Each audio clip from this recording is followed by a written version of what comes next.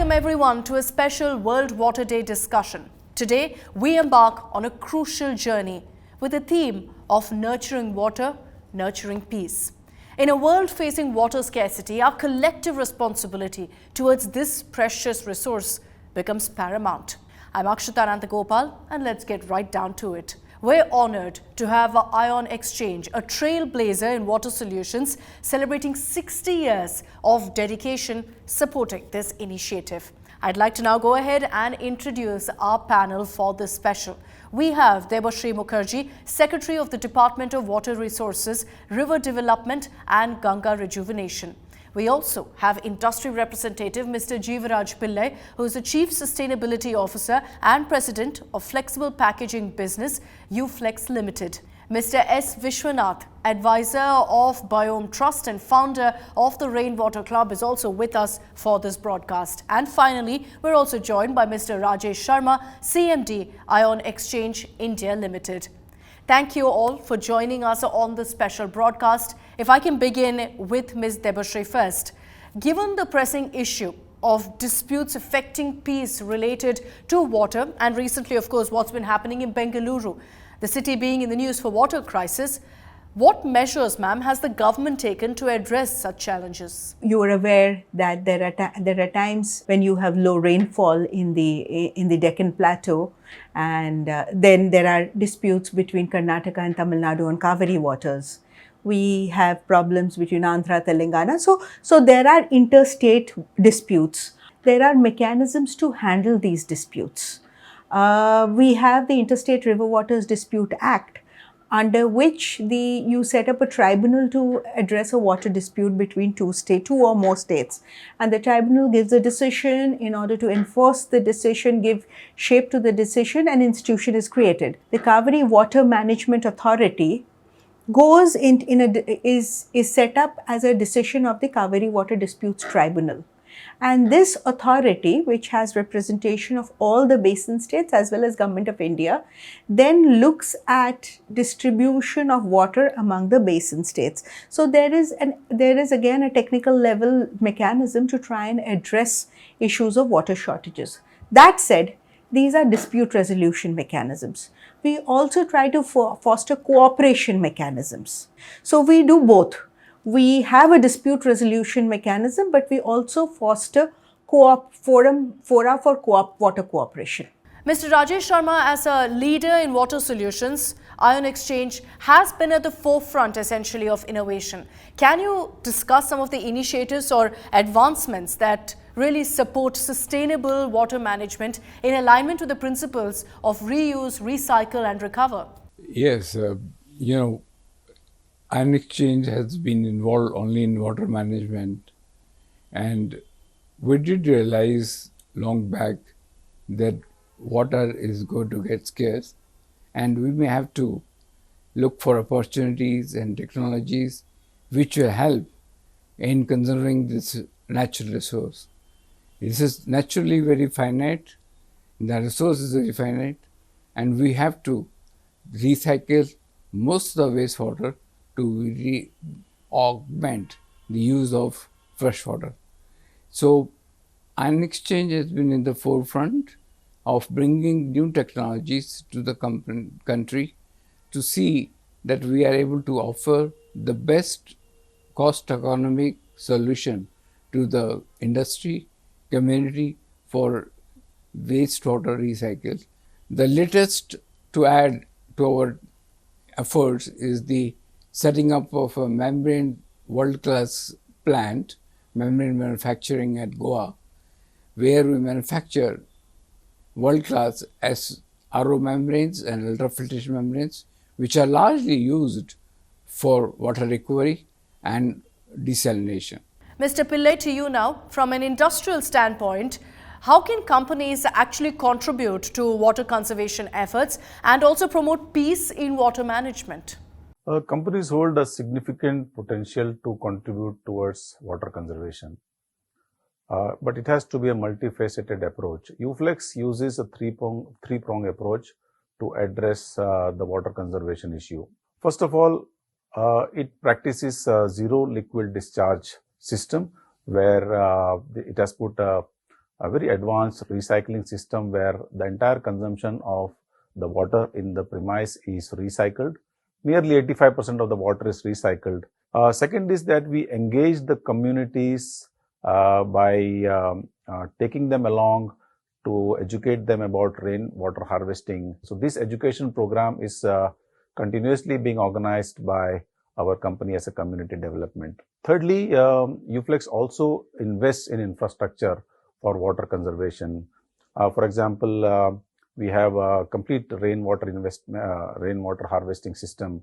We also help the community in developing drip irrigation systems. We also help the community by increasing the water table of the region where they dwell. And we also take up pond restoration projects, which are very important. We have already done about 12 pond restorations in and around Noida region. Mr. Vishwanath, given Bengaluru's recent water crisis, what do you believe actually went wrong? And what steps do you propose can be taken to reverse it? Well, Bangalore's gone through the perfect storm, and which has caused the water crisis. One of the reasons is that the Kaveri fifth phase, which was to bring 775 million liters per day to the city, has been delayed. It's been delayed by about a year and a half. If that project had been completed, the position would have been much better in the city. Added to that, the lakes of Bangalore, especially the large lakes, Belandur, Vartur, Saulkere, many of these lakes, of the 186 that we have live, are dry. Two reasons why they are dry: they're being drained out for desilting purposes, and that the rainfall has not occurred over the last 4 months. If these lakes were desilted and ready to receive rainfall, then it would have recharged the groundwater and would have ameliorated the problem to a large extent. Added to that, we do not have adequate groundwater management and understanding, which could be coupled with treated wastewater use. We have excellent sewage treatment plants now in Bangalore, which treat wastewater to high quality. We could use that to recharge our lakes, make sure that it recharges the aquifer and that it's available as groundwater. It's only in the periphery of the city and in certain pockets where groundwater dependency is high that the crisis is there. Where the piped water supply is there, it's not so much of a crisis. But if we adopt an integrated urban water management approach, rainwater harvesting, wastewater reuse, lake protection, groundwater recharge, and piped water, then we will be able to overcome this problem.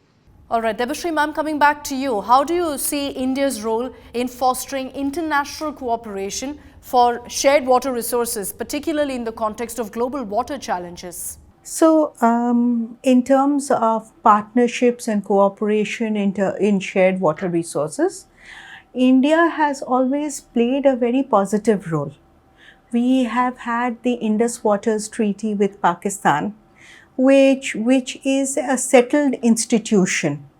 Through 3 wars with Pakistan, our water cooperation has gone on fairly smoothly. We have always played a very responsible role as an upper riparian state. Similarly, we have water treaties with Nepal, we have water agreements with Bhutan, we have water treaties with Bangladesh, we have an expert level mechanism with China.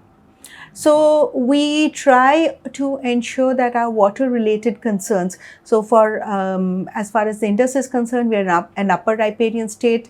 As far as the Brahmaputra is concerned, we are a lower riparian state. As far as Bangladesh is concerned, again, we are an upper riparian state.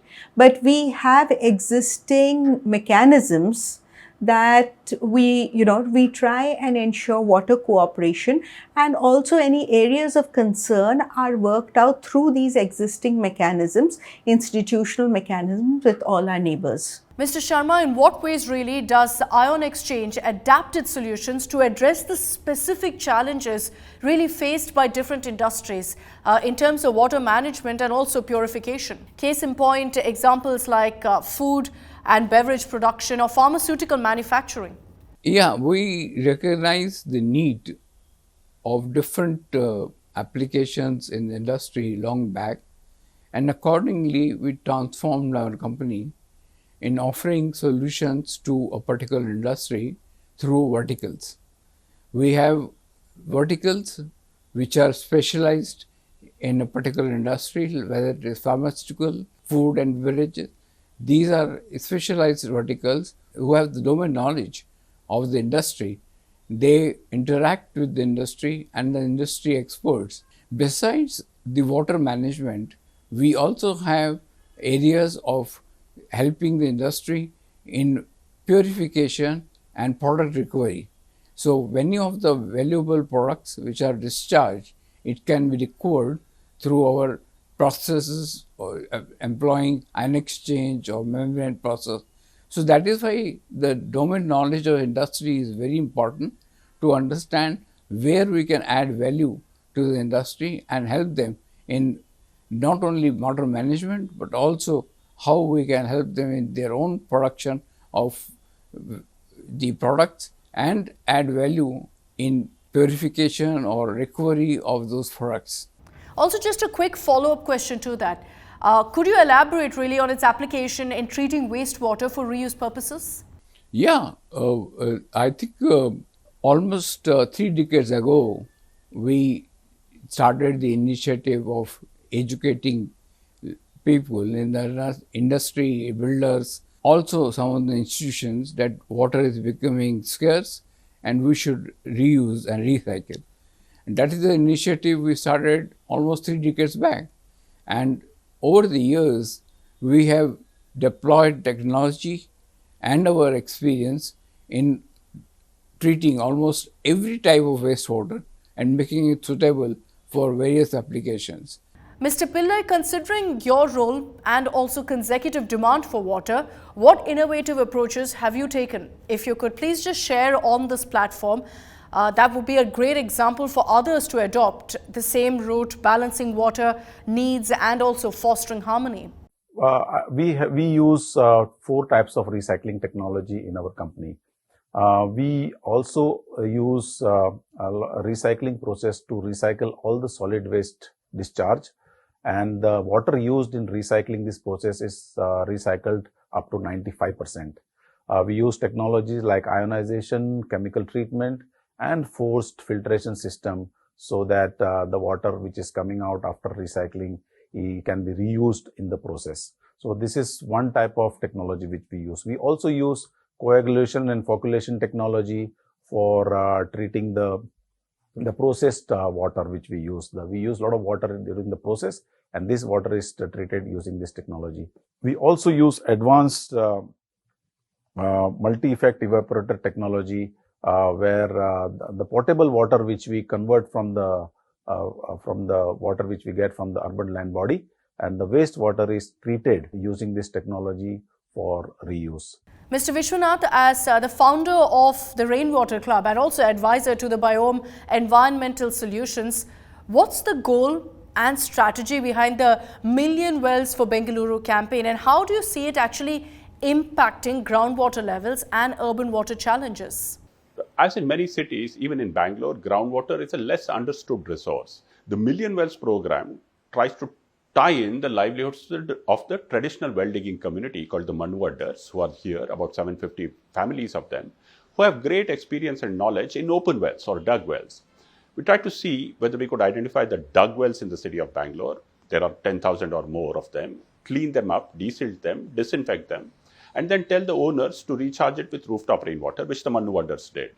In addition, thanks to the rainwater harvesting bylaw which is there in place in Bangalore, all new buildings have to have a rainwater harvesting structure which includes a recharge well.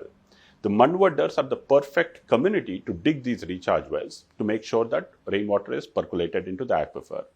Through the livelihoods approach of giving Mannuvaddars traditional community livelihoods, we could try and bring groundwater literacy to the community and build groundwater resilience to Bangalore city. That's the goal of the Million Wells program: livelihoods and groundwater resilience through recharge, and with an overall goal of water literacy. All right, this conversation has been a riveting one thus far, but for now, we're slipping into a very, very short break. On the other side, we continue our Water Day special. This is Nurturing Water, Nurturing Peace, presented by Ion Exchange. Don't go anywhere, we'll be right back.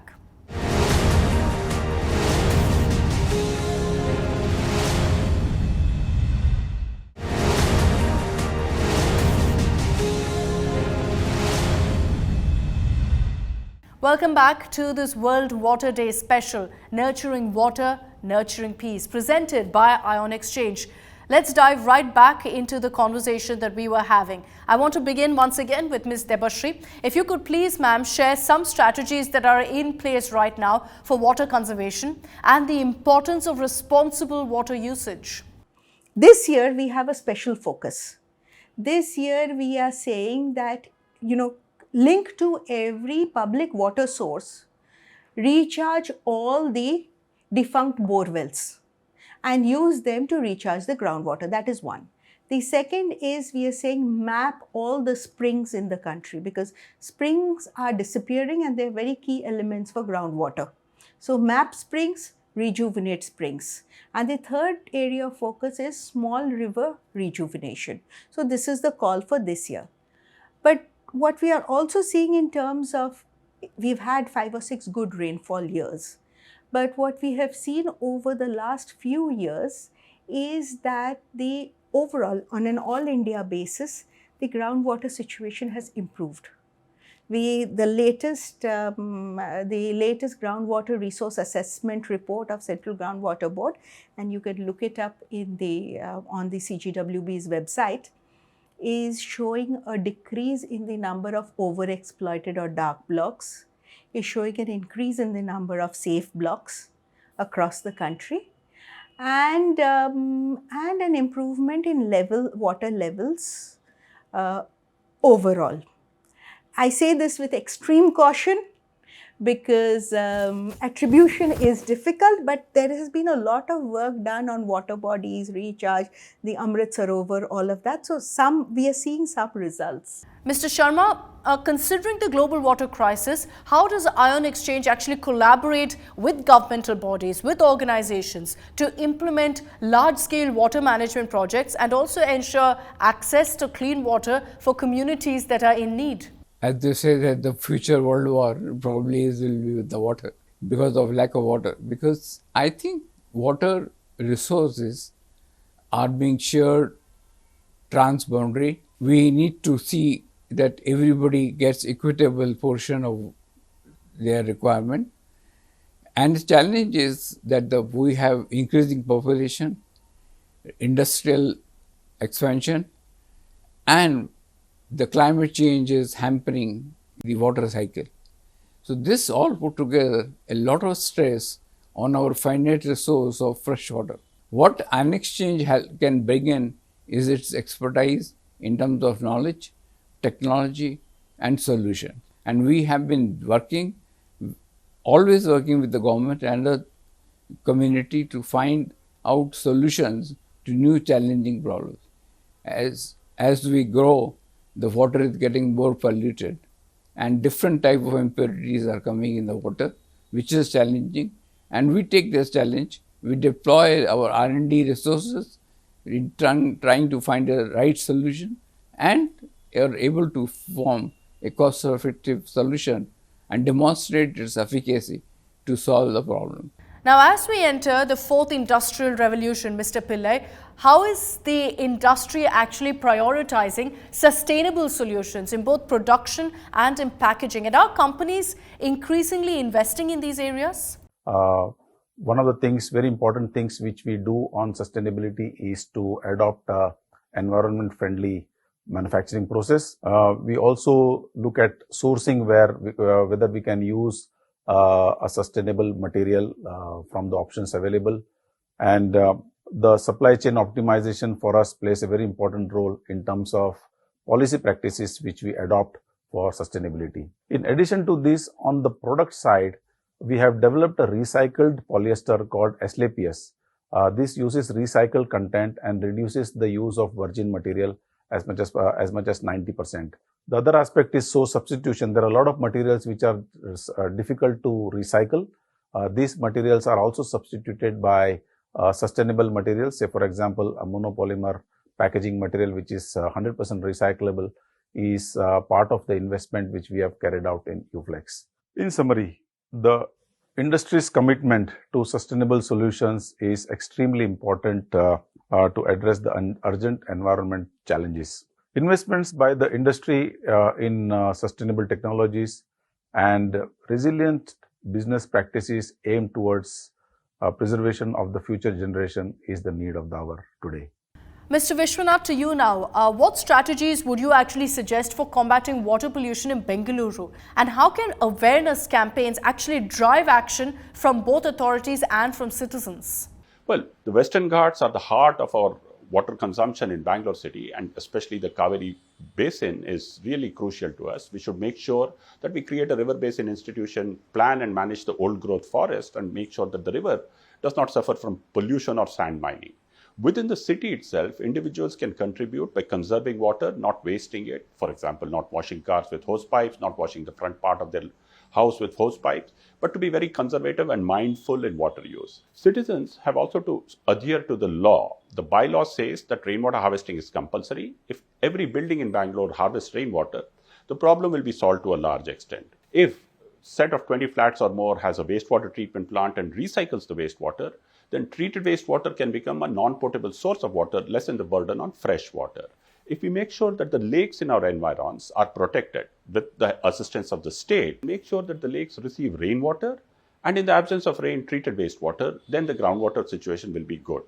We have to think of a holistic and integrated approach so that we are able to overcome the crisis that climate change will bring to us with varied rainfall patterns and varied intensity of rainfalls, which may cause floods and droughts. But if you take the right steps, both of them can be avoided. Mr. Sharma, how is ion exchange actually expected to play a role in addressing future water challenges? I'm talking about increasing water scarcity, pollution, especially considering the significance of water for fostering peace between countries and between communities, a theme that's also been highlighted by the UN this World Water Day. As we all know, the freshwater resource is limited and it is very well stretched because of increasing population, increasing food demand, expansion of industry. So we have to look at alternate sources. Now, what are alternate sources? Alternate source under our custody is the wastewater, and what is abundantly available is the seawater. So we are working on both, helping the industry and community in finding solutions and deploying technology to treat any type of wastewater and make it suitable for any application. At the same time, we're also working on desalination technology, and this area we are also working continuously to see how the solution can be more cost effective and making much cleaner technology to see that we are deploying a solution which will last for generations to generation. As we reach the end of this inspiring discussion, one thing most definitely resonates. Water's well-being is intertwined with our own. To our esteemed panelists, thank you. And to our viewers, the power lies with you. So let's champion the 3 R's of water conservation, which I referred to earlier: reduce, reuse, recycle. Together, we can create a world where water security equates to a peaceful and prosperous future for all. Thank you very much for joining us in this conversation. This has been a World Water Day special, the message of nurturing water, nurturing peace, presented by Ion Exchange.